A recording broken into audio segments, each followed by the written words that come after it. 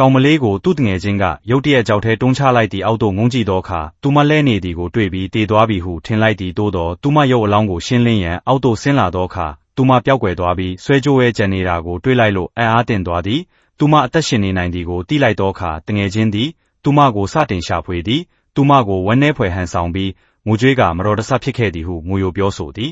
သူမဟာအမှန်ပြောနေသည်ဟုထင်မိတော်လဲကောင်မလေးကထွက်ရန်စတင်နေစဉ်သူငယ်ချင်း၏မျက်နှာကချက်ချင်းတည်သွားပြန်သည်လန့်သွားတဲ့ကောင်မလေးဟာပြန်ထိုင်ပြီးအတန်မထွက်ရဲတော့ဘူးနောက်ဆုံးသူ့တငယ်ချင်းသွားသောအခါထွက်ပြေးရန်ကြိုးစားတော်လဲဒဏ်ရာများကြောင့်အလွန်ခဲရင်းနေသည်ထိုတော်အတွင်းမှာတငယ်ချင်းဟာတပ်သားဝတ်စုံကိုပြောင်းဝတ်ပြီးရိုင်ဖယ်မှန်ပြောင်းဖြင့်သူကိုရှာဖွေနေပြီးဒဏ်ရာများကိုပြုစုရန်တိတ်ဆိတ်တဲကိုခိုးဝင်တော်လဲသူ၏အော်ဟစ်တံများကတီနေရာကိုပေါက်ကြားစေခဲ့သည်